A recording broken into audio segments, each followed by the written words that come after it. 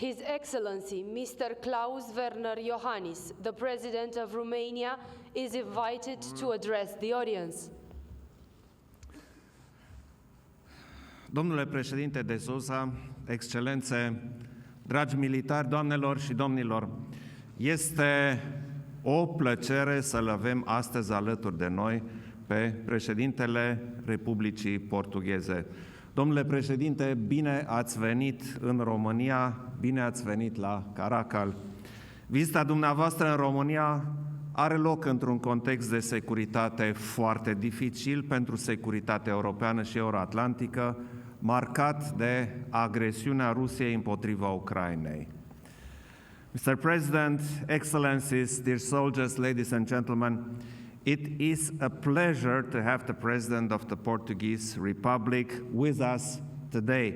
Mr. President, welcome to Romania. Welcome to Caracal. Your visit to Romania takes place in a very difficult context for the European and Euro-Atlantic security, marked by Russia's aggression against Ukraine. Cu atât mai mult, prezența dumneavoastră și a militarilor portughezi în țara noastră are o însemnătate deosebită. Aceasta este și expresia relațiilor foarte bune de cooperare dintre România și Portugalia, inclusiv în domeniul apărării, pe care le vom dezvolta în continuare. Moreover, your presence and that of the Portuguese military in our country has a special significance. It is also the expression of the very good relations between Romania and Portugal, including defense cooperation, which we will continue to develop.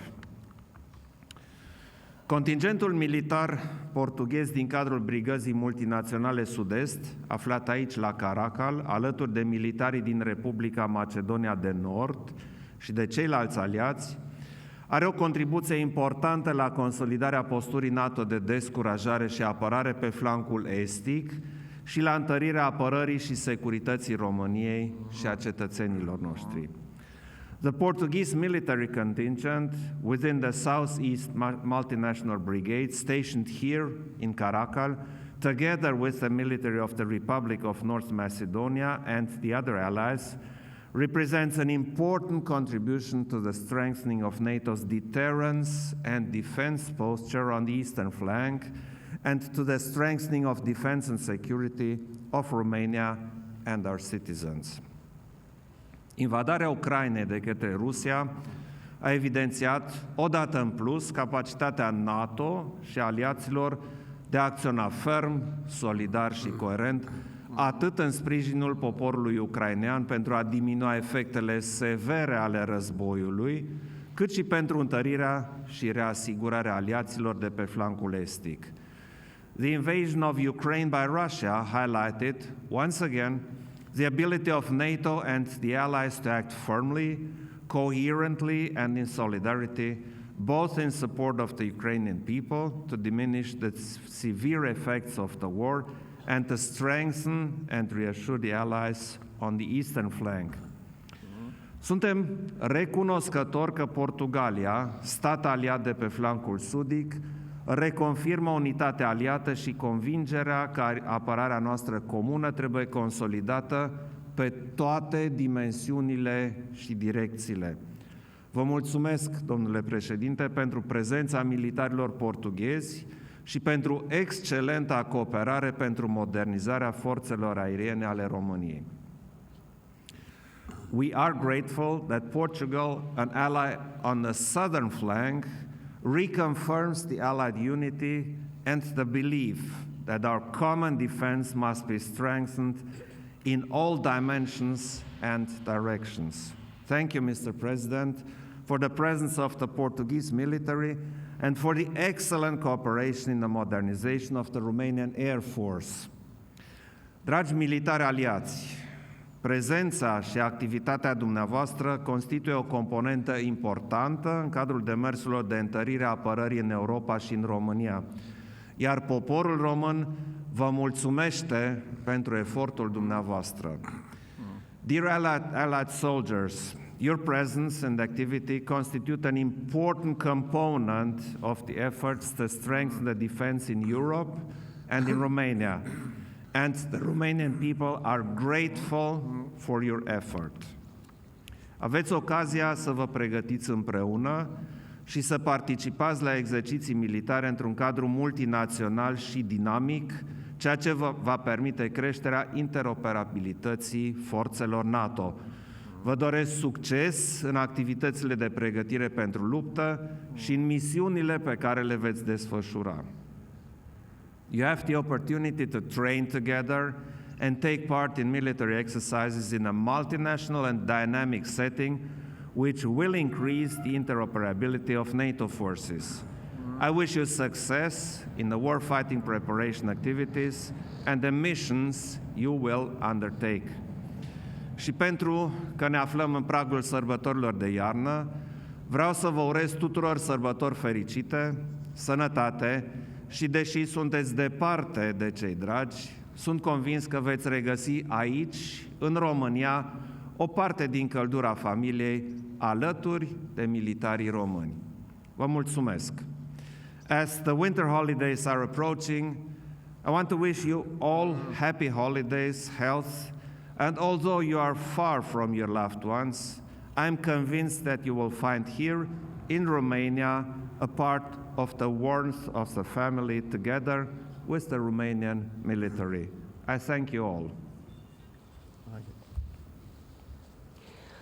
His Excellency, Mr. Marcelo Rebelo de Sousa, the President of the Portuguese Republic, is invited to address the audience. Mr. President, Excellencies, and dear friend, Excellencies, ladies and gentlemen, dear military from Romania, Portugal, and Northern Macedonia, the Honourable Presence of President Iohannis on my visit to the Portuguese deployed forces in Romania has a special meaning and is a sign of institutional affection and deep friendship between our two countries. Thank you for your presence, Excellency. This visit, which has a distinguished purpose, highlights not only the good relations between our countries, but also the close proximity that I want to keep as Supreme Commander of the Armed Forces with the Portuguese military, always, but very especially in this holiday season. We live in a difficult and critical period full of uncertainties as war has returned to Europe. I'm referring to the intolerable and outrageous attack from Russia on Ukraine. This brutal and violent invasion poses serious challenges to European stability, with shock waves and repercussions at all levels. Everything that concerns the Atlantic Alliance concerns Portugal. Thus, Portugal contributed with a military contingent to increase the presence of multinational forces on the southeast flank of the alliance in Romanian territory. Portugal has developed for very long excellent relationship with Romania.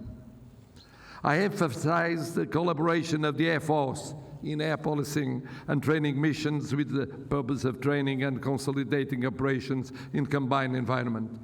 Since 2017, the Army's participation in this brother country has been continuous, performing training and combined exercises, integrating the multinational Brigade Southeast 1st Training Battalion, which has received our infantry company, standing here today in front of us.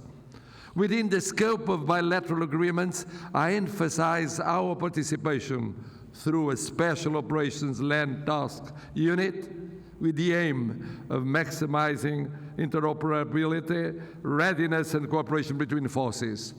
I would also like to show my appreciation to all Romanian civilian and military entities for the way they have always welcomed and embraced our soldiers. Portuguese soldiers, later today I will have the opportunity to join you and say a few words, but I cannot fail to publicly express my appreciation to all those who serve in Romania. And this extends to others all over the world, because you are the expression of our solidarity. You are also the expression of our country. Portugal is confident and proud of your performance, widely recognized for your professionalism and exemplary conduct. To all soldiers present, soldiers from Romania, Portugal, North Macedonia, and to your families, mostly that are far away, I wish a Merry Christmas and much better year of 23. And if you allow me now, I say a few words in Portuguese.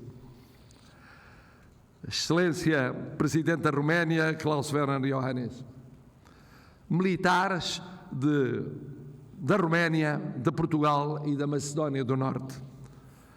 A honrosa presença do Presidente Iohannis nesta minha visita à Força Nacional Destacada de Portugal na Roménia tem um significado especial. É um significado de afeto institucional e de profunda amizade entre os dois países. Obrigado pela vossa presença. Esta visita, revestida de singular significado, exalta não apenas as boas relações que os dois países mantêm, mas também a proximidade que mantenho sempre como Comandante Supremo das Forças Armadas com os nossos militares, principalmente neste período natalício. Vivemos um período difícil, crítico, cheio de indefinições. A guerra regressou à Europa. Falo, como sabemos, do intolerável ataque da Rússia à Ucrânia. Esta brutal e violenta invasão colocou sérios desafios à estabilidade europeia, com repercussões a todos os níveis em todo o mundo. E tudo o que respeita à Aliança Atlântica respeita a Portugal. Assim, Portugal contribuiu e contribui com um contingente nacional para reforçar a presença de forças multinacionais no flanco sudeste da Aliança, em território romeno, país aliado e amigo. Portugal tem há muito tempo mantido excelentes relações com a Roménia. Desde 2017, com a participação do Exército, tem sido contínua em atividades de treinos e exercícios, agora combinada na Multinational Brigade Southeast, que recebeu e integrou a nossa companhia de atiradores, que hoje se encontra formada à nossa frente. Saliento também a colaboração da Força Aérea em missões de policiamento aéreo e de treino. No âmbito dos acordos bilaterais, saliento a participação portuguesa através de uma Special Operation Land Task Unit, que integra elementos dos três ramos das Forças Armadas, com o intuito de maximizar a interoperabilidade, a prontidão e a cooperação entre as forças.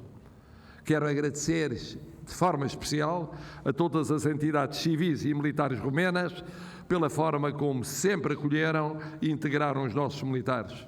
Militares de Portugal, honra da nossa pátria. Ainda hoje terei a oportunidade de privar convosco e vos dirigir uma palavra, mas quero aqui manifestar também em português, como fiz em inglês, o meu apreço público a todos os que servem na Roménia, extensivo a todos que se encontram por esse mundo fora, em praticamente todos os continentes, como expressão viva da nossa solidariedade, como expressão viva da presença do nosso país, da nossa pátria comum. Portugal tem confiança e orgulho no vosso desempenho, amplamente reconhecido e admirado pelo profissionalismo e conduta exemplar. A todos os militares aqui presentes, militares da Roménia, de Portugal e da Macedónia do Norte, e para as suas famílias também, sobretudo as que se encontram mais longínquas, e essas são as portuguesas, desejo um bom Natal e um muito melhor 2023. Obrigado. Thank you. Ladies and gentlemen, during the next minutes, the President of the Portuguese Republic and the President of Romania will meet the service member of the 22nd Infantry Battalion, Portuguese military contingent